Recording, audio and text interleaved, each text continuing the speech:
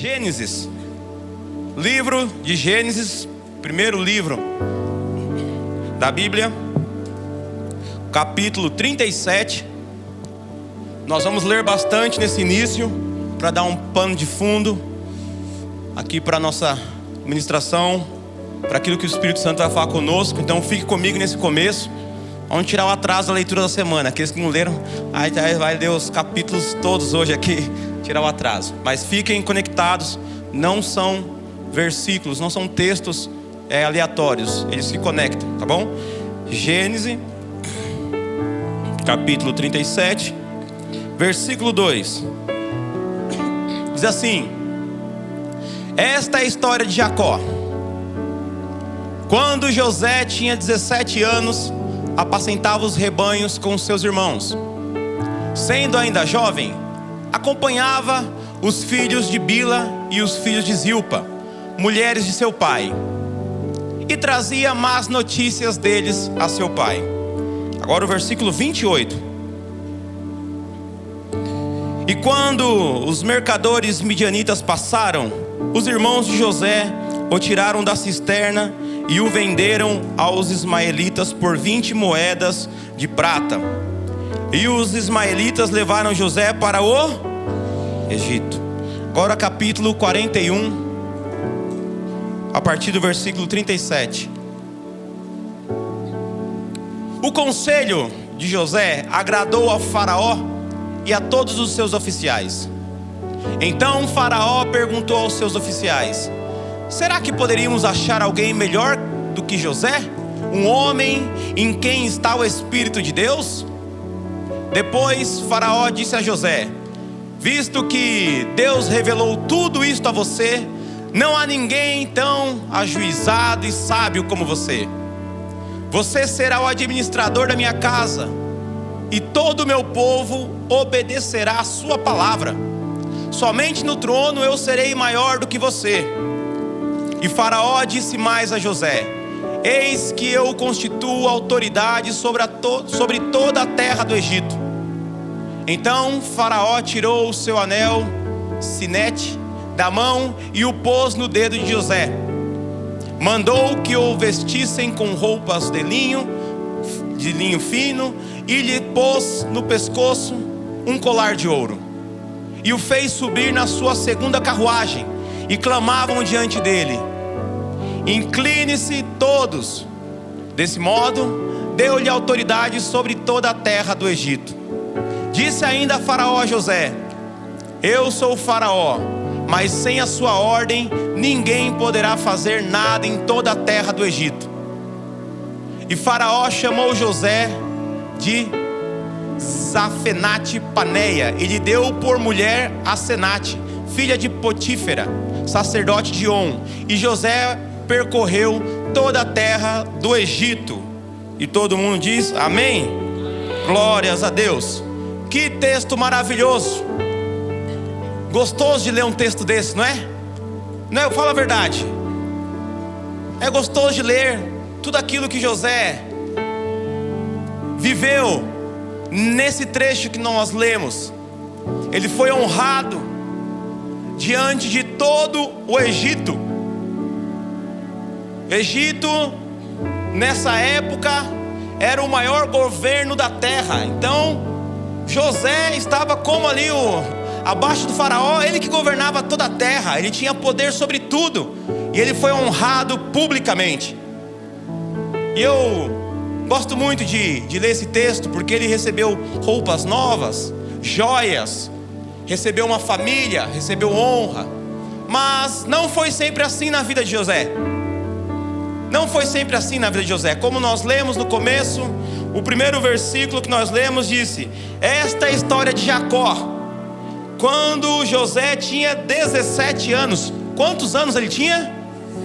17 anos.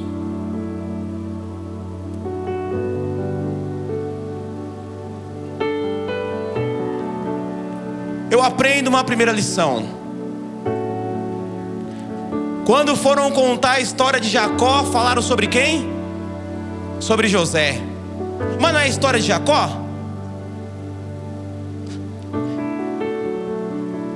Não vai ser possível contar a história da sua família sem citar o seu nome.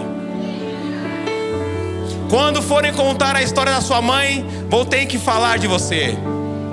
Quando forem falar do seu pai, do seu avô, quando forem contar a história dos negócios da sua família, vão ter que falar de você. Ele tinha 17 anos. E a Bíblia diz, nós não lemos todo o texto aqui, quero te aconselhar, quero te encorajar a ler depois em casa. Gênesis 37, 39 e 40, 41 também. Vai contar a história de José. E José, ele tinha alguns sonhos. E ele era invejado pelos seus irmãos. Seus irmãos o odiavam. Então os seus irmãos resolveram se livrar dele, porque ele era leal ao seu pai. E tudo aquilo que seus irmãos faziam de errado, José ia e contava ao seu pai. Então certo dia, eles decidiram acabar com o problema que eles tinham, que era José. E eles armaram tudo. Vamos matá-lo. Vamos matá-lo. Vamos acabar com a vida dele, nunca mais nós vamos ter problema. A gente se livra dele, fala que um animal acabou com ele, o pai vai acreditar e tá tudo certo. E daí Judá fala: não, que vantagem a gente vai ter se a gente matá-lo? Vamos vendê-lo, porque pelo menos assim a gente pega uma grande... Judá. Aí quando fala que Jesus é o leão da tribo de Judá, é dele vai vir a descendência de Jesus. E olha o que ele fala: vamos vendê-lo. E vendeu para os midianitas. E os midianitas levou José para um outro país, para o Egito. E chegou lá e vendeu de novo José. E José ficou lá alguns anos, na verdade até o fim da sua vida. Mas de quando José foi vendido até quando ele foi honrado no Egito, se passaram 13 anos. Quantos anos se passaram? 13 anos. Quem aqui está na Lírio há 10 anos? Na Lírio Parelheiros, né? Quem está na Lírio Parelheiros há 10 anos? Bastante tempo, não é? Mas ainda José não tinha completado o tempo todo. Imagine você esperar 10 anos para poder viver uma promessa. Esperar 10 anos para atingir algo que o Senhor colocou no seu coração. E da última vez que eu ministrei aqui, eu ministrei sobre finais trágicos e novos começos triunfantes. Eu trouxe a experiência, uma parte do testemunho da minha vida, falando sobre um fim trágico e como Deus transforma os finais trágicos em novos começos triunfantes. E quando eu voltei para casa, o Senhor colocou no meu coração: você viveu esse final trágico e o começo e o novo começo do dia para a noite? Eu falei: não, Senhor, teve um tempo. Houveram-se meses, houveram-se inúmeras situações. Ele falou: então fala sobre esse tempo agora. Porque talvez alguns entenderam que assim que acaba um final trágico, Deus já começa com um novo começo no outro dia. Talvez você esteja pensando: acabou hoje algo, aconteceu algo hoje que findou-se, mas amanhã já vai acontecer algo maravilhoso na minha vida. E pode ser que aconteça, glórias a Deus por isso. Mas possa ser que dure uma semana, possa ser que dure um mês, possa ser que dure um ano, 10 anos, 13 anos, como foi para José, 25 anos, como foi para Abraão, 40 anos, como foi para Caleb. Eu não sei quanto tempo vai demorar para Deus iniciar algo novo na sua vida, mas vai acontecer. E o que se espera de nós é que nós fiquemos firmes. Agora também, o que determina o tempo que nós vamos passar para alcançar aquilo que nos é prometido, depende de nós também.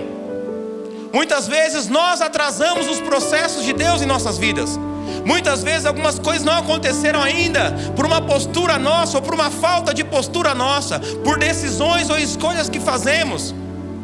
Muitas vezes estamos prestes a sair daquela situação e conquistar algo novo, porém algo que falamos, que fazemos, que decidimos, impede de que nós possamos alcançar. Mas hoje o Espírito Santo, Ele quer trazer algo ao nosso coração, trazer luz, as revelações que Ele tem trago ao nosso coração e nos ajudar a entender como passar por esse tempo. Agora, do fim trágico até o novo começo existe um período, e nós chamamos esse período de processo. E nesse processo, o Senhor utiliza esse período e esse processo para nos preparar para o novo. O Senhor utiliza desse período para nos preparar para o novo. Porque a verdade é que se Deus nos colocasse agora em algumas situações, nós iríamos estragar tudo. E é muito engraçado porque quando eu comecei a namorar com a Kezinha, teve uma vez que ela fez alguma coisa lá em casa, e eu falei pra ela: que burro, dá 0 pra ela. E ela ficou brava comigo, sabe, chamando de burra, e ficou com uma cara feia, tal. E eu falei: mas é Chaves. Mas ela falou assim: mas eu não tinha televisão em casa, então não assistia Chaves.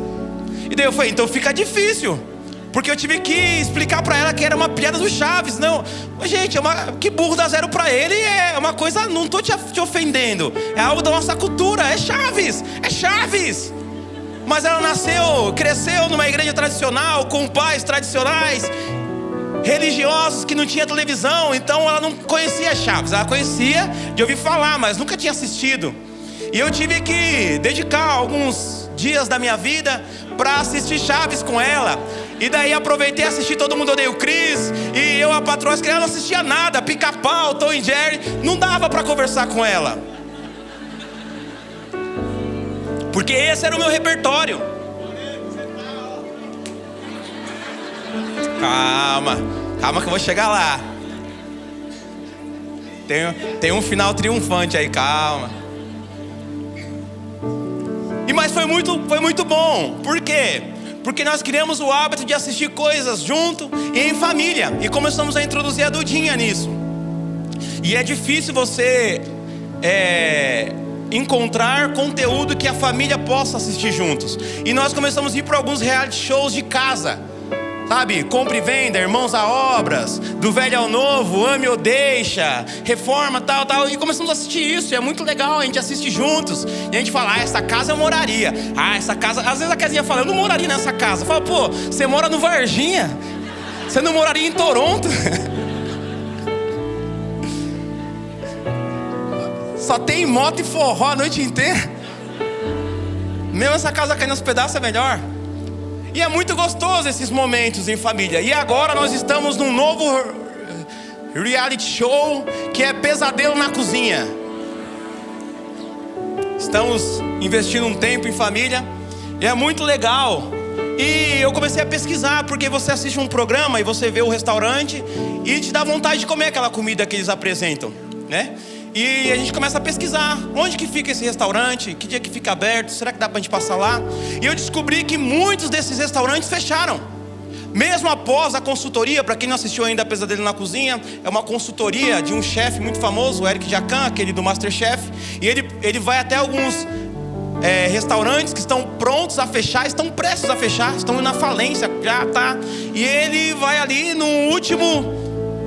uma última oportunidade para aquele estabelecimento pegar fôlego. E ele presta uma consultoria, ele renova todo aquele restaurante, dá um cardápio novo, novas roupas, e fora toda a propaganda, né, que vai ao ar desse restaurante. Mas mesmo assim, esses restaurantes fecham. Alguns fecharam 1 mês ou 2 meses depois da reforma, outros há poucos anos depois. Mas mais de 50% desses restaurantes já fecharam, já não são mais o mesmo. E eu fiquei pensando: como pode, depois de tudo que foi feito, esse restaurante fechar? Mas a verdade é que Os donos não estavam preparados para assumir esse novo estabelecimento, porque não passaram pelo processo de saber administrar bem um estabelecimento. Eles estavam à beira da falência porque administraram de uma forma errada. E em 5 dias o programa chega lá, renova tudo, reforma tudo, dá um novo cardápio e coloca eles, mas a mente ainda é uma mente derrotada, ainda é uma mente do passado, ainda é uma mente que não sabe administrar. Então, apesar de eles serem colocados sobre um lugar muito bom, eles não conseguem administrar. E assim seria muitos de nós, se Deus colocasse hoje você naquela situação que você tem orado. Talvez você tenha orado por algumas situações e Deus está falando: se eu te colocasse hoje, você iria estragar tudo. 90% dos herdeiros bilionários acabam com toda a herança da família em menos de 10 anos.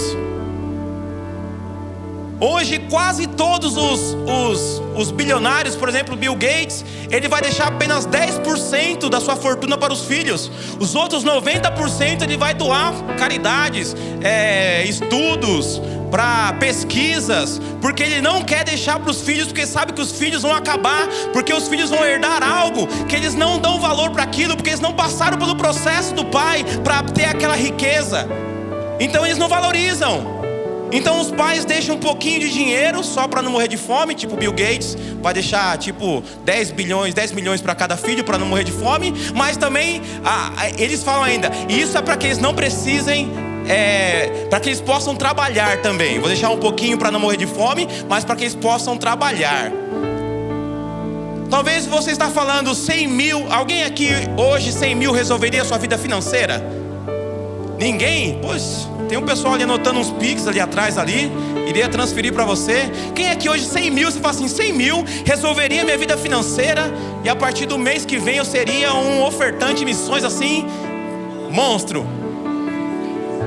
A verdade é que daqui 6 meses você estaria precisando de 100 mil de novo. Quantas pessoas que ganham, a maioria das pessoas que ganharam na Mega Sena já estão pobres de novo, porque não sabem investir, não sabem administrar tudo aquilo. Por isso que o processo ele é importante. Deus sabe, se colocasse você naquele lugar que você queria trabalhar hoje, você iria estragar tudo. Deus sabe que se te desse aquela família que você está pedindo, você iria estragar tudo. Deus sabe que se Ele desse aquilo que você tem tanto pedido hoje, você não estaria pronto, e talvez Ele até poderia te perder. E para Ele não te perder, Ele vai te permitir ficar ainda aonde você está. Passe pelo processo para poder receber aquilo que Deus tem. Deus está falando para alguns aqui nessa noite: o processo é necessário. O processo vai te preparar para assumir. Eu também quero aquele seu sonho. Você acha que eu não quero o seu sonho? Você acha que eu não coloquei no seu coração? Você acha que eu não te estimulei a pensar, a sonhar, a orar? Você acha que eu não ouvi a sua oração? Mas calma, ainda não é o tempo, ainda não é o momento. Você precisa passar por algumas fases para quando eu te colocar lá, você possa honrar o lugar que eu vou te colocar. Quando eu te dar aquela família que você tanto pede, você não irá ser tolo, irá perder, não, você irá valorizar, irá cuidar. Quando você estiver naquele emprego, naquela empresa multinacional que você tem tanto pedido, você vai valorizar e vai ser luz de Deus. Se eu te colocasse lá hoje, você se perderia. Será que o Espírito Santo está falando com alguém aqui nessa noite? Será que o Espírito Santo está conduzindo alguns a ter um pouquinho mais de fé e paciência nesse processo? E é sobre isso que eu quero ministrar hoje. Suporte o processo, porque o futuro é promissor. Tá doendo, dói, o processo dói. O processo dói. O processo é doloroso. O processo é doído, o processo é difícil, mas suporte, porque o futuro é promissor. Aquilo que tem lá no final é muito bom. O que é promissor? É aquilo que promete ser muito bom, é aquilo que promete ser maravilhoso, é aquilo que promete te satisfazer. Isso é uma coisa promissora. E eu quero falar, o futuro promete ser muito bom, Lírio. O futuro promete ser muito bom. Temos passado por alguns processos difíceis, temos passado, mas vamos suportar como um bom soldado de Cristo. Paulo disse: suporte comigo os meus sofrimentos como um bom soldado de Cristo. Eu quero convidar vocês: suporte mais um pouquinho, Lírio, como um bom soldado de Cristo, porque quando o futuro chegar, nada mais vai nos parar. Aleluias, aleluias.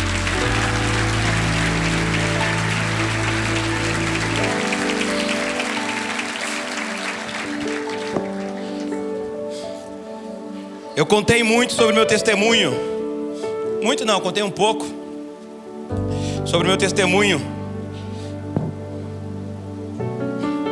Mas houveram algumas coisas que eu não contei para vocês. Eu contei até o dia que a Denise faleceu. E eu contei quando eu comecei uma vida nova. Mas nesse processo foi um ano. Houveram muitas coisas que eu não contei para vocês. Houveram dias muito ruins. Houveram dias tristes. Houveram dias que eu fiquei uma noite inteira acordada chorando. Houveram dias que foram muito difíceis. Houveram dias que eu fiz escolhas tolas e erradas sim nesse processo. E atrasei um pouquinho mais receber aquilo que Deus tinha para minha vida. Sabe quando nós assistimos aquela comédia romântica, que o cara toma um pé na bunda e ele chega em casa e ele deita no sofá depois do emprego e acorda no outro dia para trabalhar com a mesma roupa que ele estava no outro dia? Eu fui um cara desse.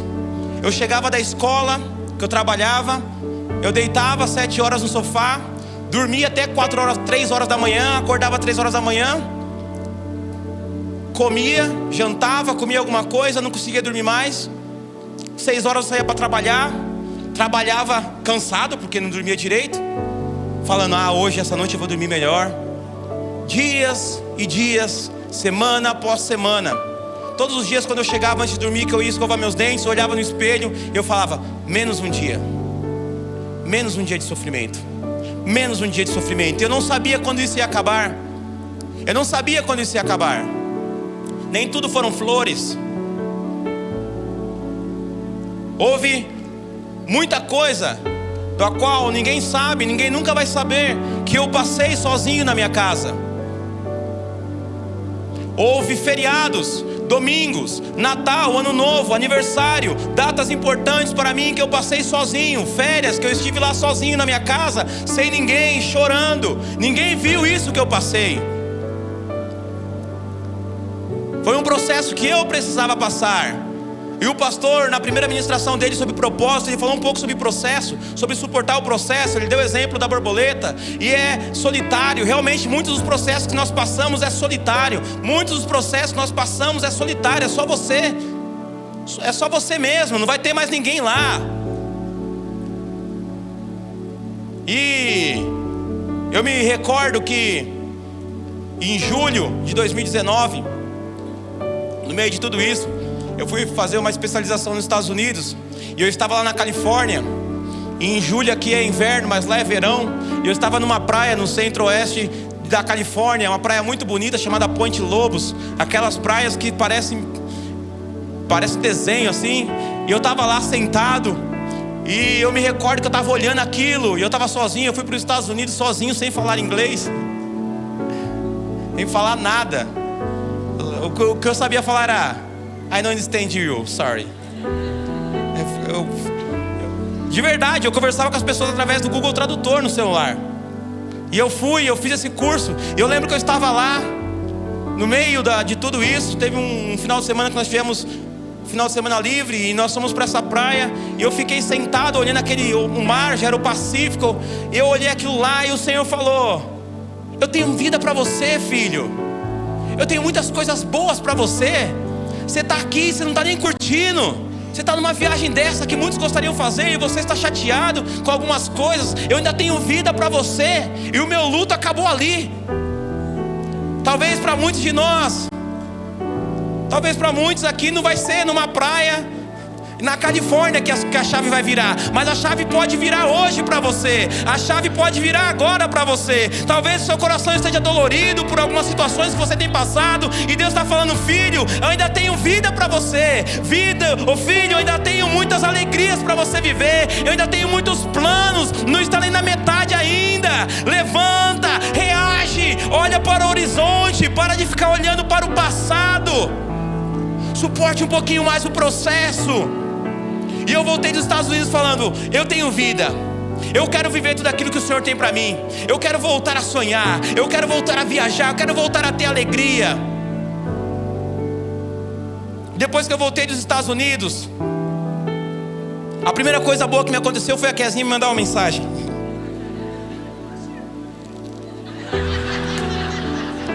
Ou eu mandei, não me lembro muito bem dos detalhes. Alguém comentou o status de alguém. Mas existem coisas que você está vivendo que ninguém nunca vai saber, e faz parte do processo. Eu precisava passar por tudo aquilo. Eu precisava passar pelos dias de choro. Eu me recordo que houve um dia, e era uma data muito importante. Eu estava muito mal. Era o dia do aniversário da Denise, o primeiro aniversário. E eu estava muito triste. E daí eu falei assim: acho que alguém hoje vai me ligar, vai mandar uma mensagem, vai falar alguma coisa.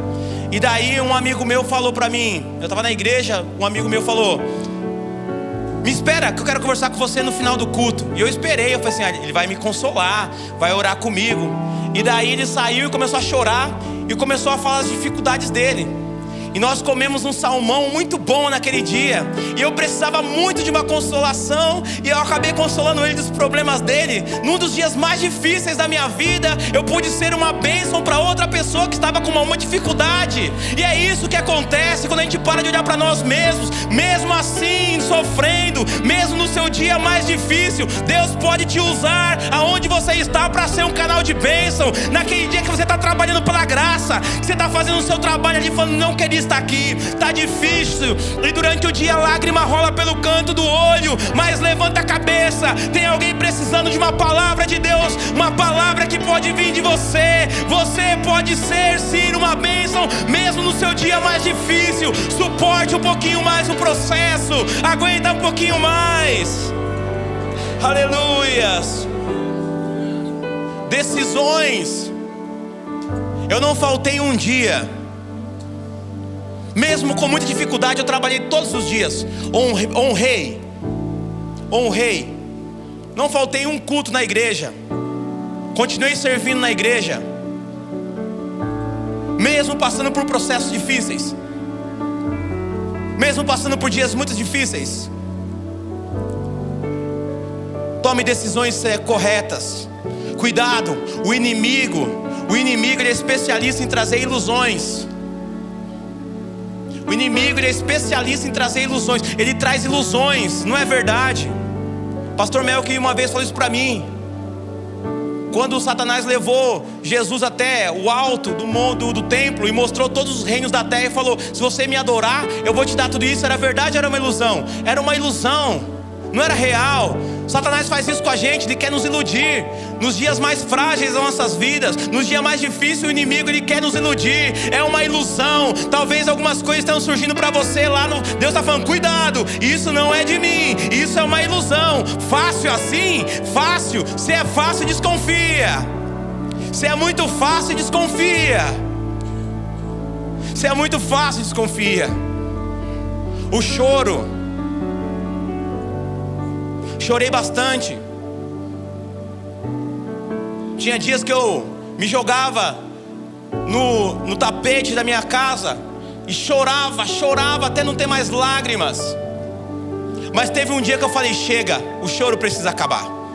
Chega, já chorei demais. Chega, eu preciso virar esse jogo. Chega uma hora que o choro precisa acabar. Chega uma hora que a gente precisa enxugar as nossas lágrimas. Chega uma hora que a gente precisa arregaçar as mangas e ir para cima. Chega um dia que a gente precisa ser forte e corajoso, como o Senhor falou para Josué. Seja forte e corajoso. Chegou uma hora que eu deixei de lado. Há o tempo de chorar, mas há o tempo de se alegrar. Se tem uma coisa que eu vou fazer a partir de agora, é começar a me alegrar em Cristo. Ainda que a alegria, nós temos que parar de tentar buscar alegrias circunstanciais. Na minha volta não tinha motivos para ter alegria, mas eu tinha Cristo, e isso é tudo. Ainda que você não tenha família, não tenha dinheiro, não tenha carro, não tenha casa, ainda que as coisas estejam tudo errado, ainda que as pessoas tenham te abandonado, ainda que as pessoas tenham abusado de você, você tem Cristo, e isso é mais que suficiente para se alegrar. Vamos parar de ter uma alegria circunstancial e ter uma alegria que vem do eterno. A paz que vem de Deus, ela está sobre tudo. Aleluias, aleluias, aleluias. O choro não é contínuo. Não deixe o choro ser contínuo. Chore, chore até acabar as forças, sim. Chore até ficar sem forças, como Davi fez lá em Ziclag. Davi chegou em Ziclag e tinham levado todas as suas mulheres, seus filhos, toda a sua família, e ele e os seus soldados choraram até não ter mais forças. Mas chegou uma hora que ele olhou para o lado e viu todo mundo querendo apedrejá-lo. Ele falou: chega, o choro acaba hoje. Ele levantou e consultou ao Senhor, e o Senhor falou: vai que eu vou te dar aquilo que você quer. O Senhor está falando para algumas pessoas: ei, se você enxugar as lágrimas hoje, eu vou com você naquela preitada. Se você enxugar as lágrimas hoje, eu vou te ajudar. Se você enxugar suas lágrimas e se levantar das cinzas, eu vou te revestir da minha força, do meu poder, e você vai ver o que é o fraco viver da força do Senhor. Aleluias, aleluias. Chore, mas recuse-se a viver chorando. Aleluias. José passou por muitos processos. José foi traído pelos seus irmãos, foi rejeitado e traído por sua família. Muitas vezes os mais próximos de casa não irão nos ajudar, muito pelo contrário. Acontece. José, no seu trabalho, na casa de Potifar, foi traído lá também, foi rejeitado naquela casa. José na prisão foi esquecido lá. Muitas vezes somos traídos, rejeitados e esquecidos pelos familiares. Às vezes onde trabalhamos ninguém valoriza. Às vezes aquelas pessoas das quais nós ajudamos não estão nem aí para nós e nos esquece. E eu aprendo algo muito lindo com José. Porque José, mesmo tendo sido vendido para uma terra estranha, para uma cultura diferente, José não tinha uma igreja para ir, José não tinha uma Bíblia para ler, José não tinha uma live para assistir, José não tinha um Spotify para ouvir os louvores. José era o único hebreu em toda a nação do Egito, e estava lá numa masmorra, lá no fundo do poço. Quem iria julgá-lo se ele abandonasse Deus, se ele se tornasse um idólatra, se ele fosse para um outro lado? Mas mesmo num lugar que não era conveniente, mesmo no lugar que não era propício, ele se manteve, ele manteve os princípios, ele manteve a sua fé, ele manteve o seu caráter. Quem teria julgado ele se ele tivesse deitado com a mulher de Potifar? Mas ele manteve o seu princípio. Nós precisamos manter o nosso princípio, não importa onde nós estivermos. Mas onde eu trabalho só tem corrupto, mas eu vou ser aquele que vai ter o caráter de Deus. Aonde eu estou só falam palavrão e mentira, mas eu vou ser um homem de Deus. Na minha casa todo mundo faz o que é errado, mas eu não negocio a minha fé. E está na hora de nós não negociarmos mais a nossa fé. Nós não podemos permitir que o nosso entorno venha nortear o nosso futuro. Aleluias.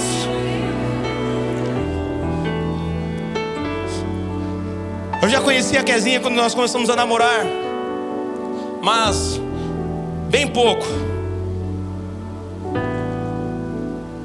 E a Kezinha é sempre essa pessoa alegre, sorridente. É uma pessoa que não passa por... Você olha para ela e você fala, ela não passa por problemas. Sempre sorridente, sempre alegre. E quando eu comecei a conversar com ela e a conhecer um pouquinho mais a história dela, comecei a ver por tudo que ela tinha passado na vida, pelas situações que ela havia passado. E um dia eu falei para ela, como que você não se tornou uma mulher amarga? Como que você não se tornou uma mulher fria? Como você não se tornou aquela pessoa mal amada? Eu passei a admirar a Kezinha por isso.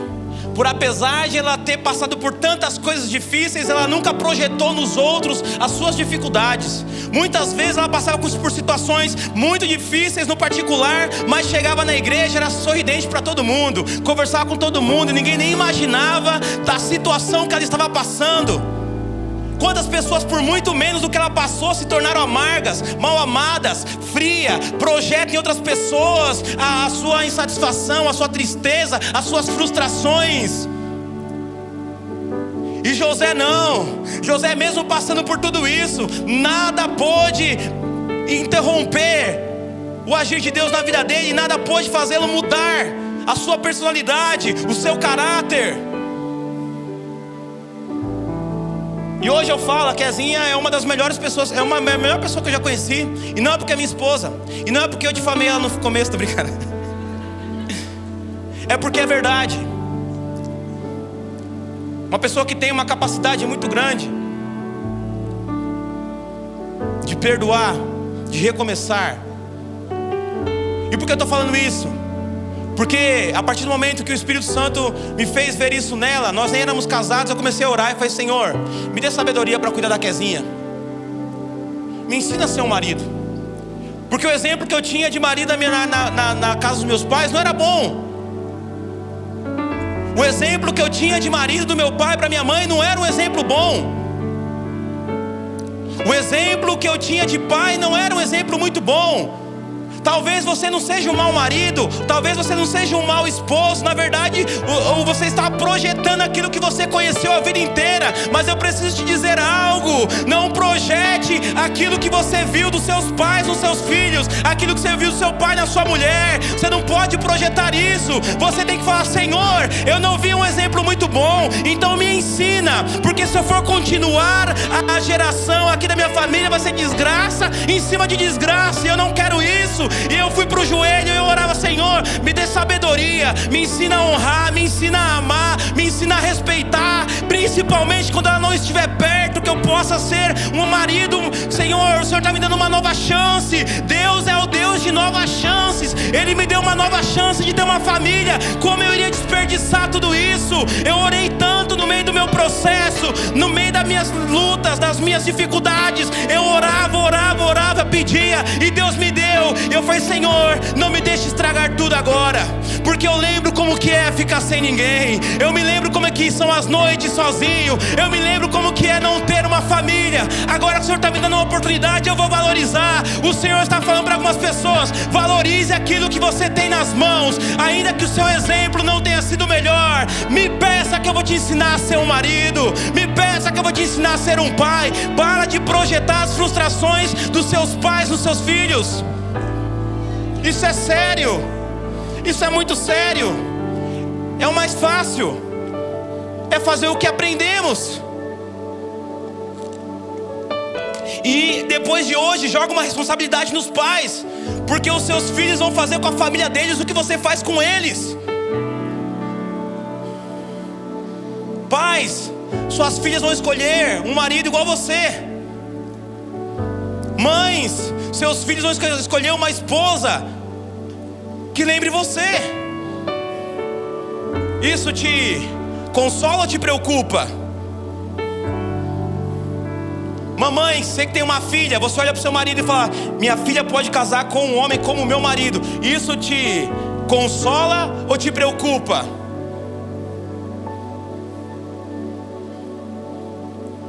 Agora é a hora. Agora é hora de virar o jogo. Ainda está em tempo. Deus não é o Deus da segunda chance, Ele é o Deus da nova chance. Ele dá segunda, terceira, quarta, quinta, sexta. Enquanto a vida há esperança, enquanto a vida, Deus está dando uma nova oportunidade. Porque as minhas misericórdias se renovam a cada manhã e são infinitas. Você não encontra fim nas misericórdias. Você não encontra fim nas misericórdias. 24 horas é pouco para achar o fim da misericórdia que o Senhor tem para nós. E Ele está dando nova chance todos os dias, todas as manhãs. Aproveite essa oportunidade. Vira esse jogo, levanta, enxuga as lágrimas. Para de projetar nos outros, culpar os outros. Nós culpamos o governo, o pai e a mãe, culpamos o patrão, o trânsito, o ônibus, culpamos Existe vida de Deus para nós. Aleluia. Aleluias. Aleluias. Tem um versículo que é o versículo que os crentes mais gostam. Filipenses 4:13, qual que é? Tudo posso naquele que me fortalece. Os crentes gostam, amam esse versículo. Paulo não está falando isso de realização. A gente fala tudo posso pensando em realizar. Paulo está falando tudo posso em suportar. Ele está falando tudo posso, mas o exemplo que ele dá é que ele suportou muitas situações. Ele passou abundância, ele passou fome, ele passou perseguição, mas ele passou a ser honrado. O que esse texto está falando é que nós precisamos suportar todas as coisas. Sim, Deus tem realizações para nós? Tem, mas nós temos que falar esse tudo posso. É passando pela dificuldade, é passando pela tristeza, é suportando o processo. O processo é dolorido, mas o que não nos faz sair? O que não nos faz sair da presença de Deus? Acho que essa é a palavra-chave do cristão. O que não nos faz largar Jesus? O que não te faz sair da presença de Deus?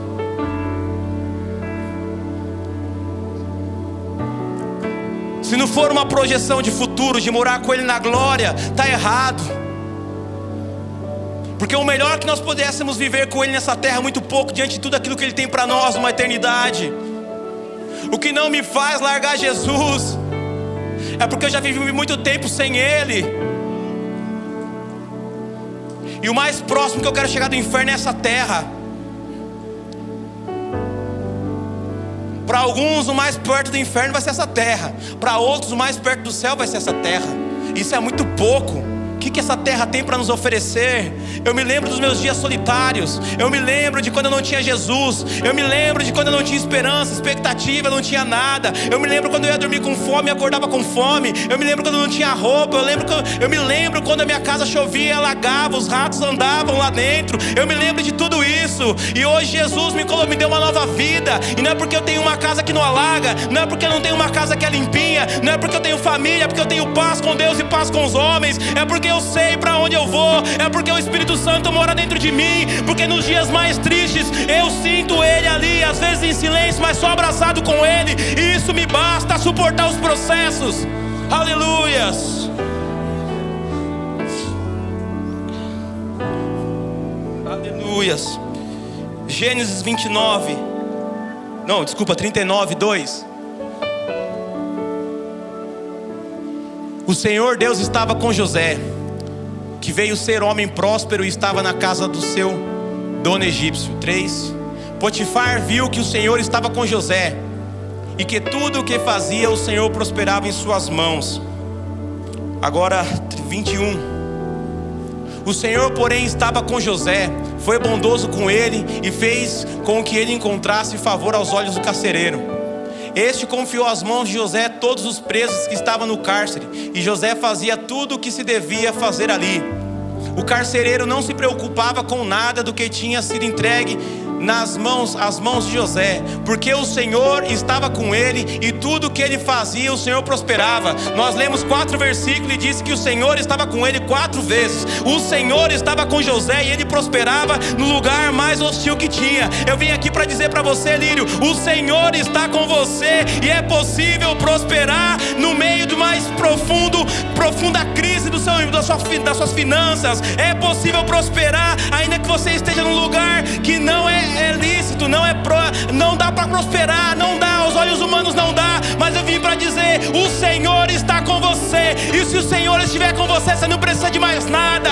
O Senhor está com você, Lírio, permanece mais um pouquinho, suporta mais um pouquinho, porque mesmo aí o Senhor vai te prosperar. Você está lá no seu emprego, ninguém está te olhando, você acha que ninguém está te olhando, Deus vai te prosperar lá. Só você da sua casa está vindo, parece que nada está te acontecendo, mas o Senhor está contigo. Ele vai te fazer próspero em meio a situações difíceis. Aleluias. Jesus disse em Mateus 28:20: eis que estarei contigo todos os dias da sua vida. O Senhor está contigo. Deuteronômio 31:8, o Senhor é quem irá à sua frente, Ele estará com você, não o deixará e nem o abandonará. O Senhor está com você, o Senhor está contigo. Suporte o processo, suporte mais um pouco. Não perca de vista o futuro promissor que tem para você. Não perca de vista. Sua família talvez não esteja muito bem, mas comece a visualizar sua família toda nas casas do Senhor, a prosperidade e a paz na sua casa, um lar abençoado. Começa a visualizar isso. Aleluias. E aqui eu vou para a conclusão. Aqui eu quero concluir lendo Apocalipse 7 com vocês.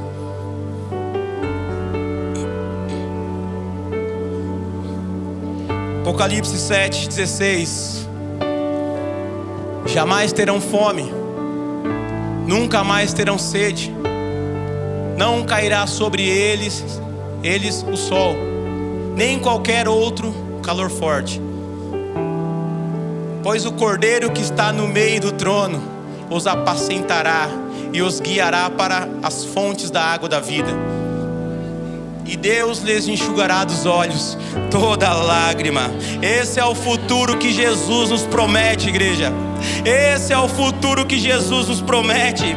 Provisão, não teremos mais fome e sede. Ele será o nosso provedor de todas as coisas. O sol, na parábola da semente, Jesus disse que o sol seriam as tribulações, eram as provações da vida. É uma vida sem tribulação e sem mais provações, fim das lágrimas, ausência do choro. Lá não haverá choro, não haverá mais morte, não haverá mais nada. Mas o principal, Jesus estará lá, e isso me basta. Ainda que houvesse choro, eu queria estar lá, porque Ele vai estar lá. Jesus estará lá, e esse é o futuro que eu fico na minha mente. E por isso que eu suporto aqui na terra todos os processos que um cristão tem que passar. Eu suporto dor, perseguição, eu suporto angústia, tristeza, eu suporto muitas coisas, e com muita alegria, e fico muito grato por poder ser um servo do Senhor nessa terra, porque o futuro é promissor. Quando eu fechar os olhos nessa terra,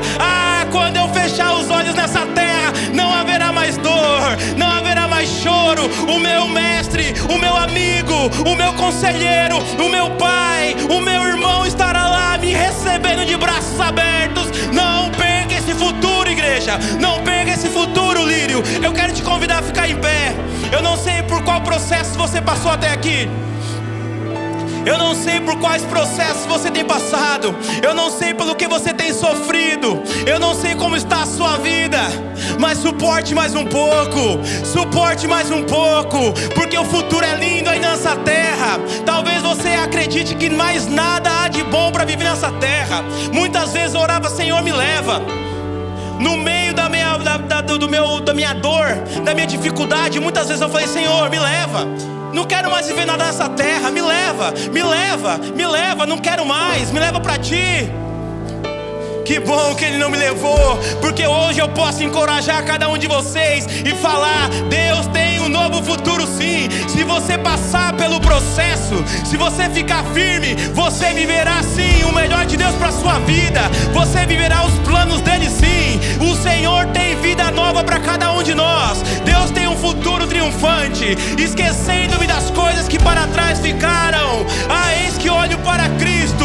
Quando José tem um filho, ele coloca o nome Efraim, falando: o Senhor me prosperou na terra das tribulações. O Senhor vai te prosperar na terra das suas provações. Ele colocou um outro filho chamado Manassés. O Senhor me fez esquecer das minhas provações. O Senhor me fez esquecer da traição dos meus irmãos. O Senhor me fez esquecer. O Senhor vai te fazer esquecer do passado. Mas não é amnésia, não é de não lembrar mais, é de não doer mais. Você vai até lembrar das traições, você vai lembrar das rejeições, você vai lembrar do que te fizeram, mas não vai te doer mais. Você vai poder falar como José: vocês tramaram o mal contra mim, mas Deus converteu o bem, para que hoje todos tivessem livramento. Deus vai te levar para livrar muitos em muitos lugares. Feche os seus olhos, levanta as suas mãos. Senhor, fortalece o teu povo hoje. Fortalece fisicamente, fortalece espiritualmente, Senhor. Talvez talvez alguns era a última força hoje. Para alguns talvez era o último passo hoje. Talvez para alguns foi a última decisão de vir, Senhor, porque o processo está duro, as dores, as lutas, as dificuldades. Mas fortaleça, Senhor. Tira o cansaço, tira a angústia, tira a tristeza. Renova as forças mais uma vez, Jesus. Renova as forças para que possamos vencer mais uma semana, porque esse futuro pode ser amanhã. O dia que o Senhor irá mudar nossa sorte pode ser amanhã. E você que recebe essa palavra, levanta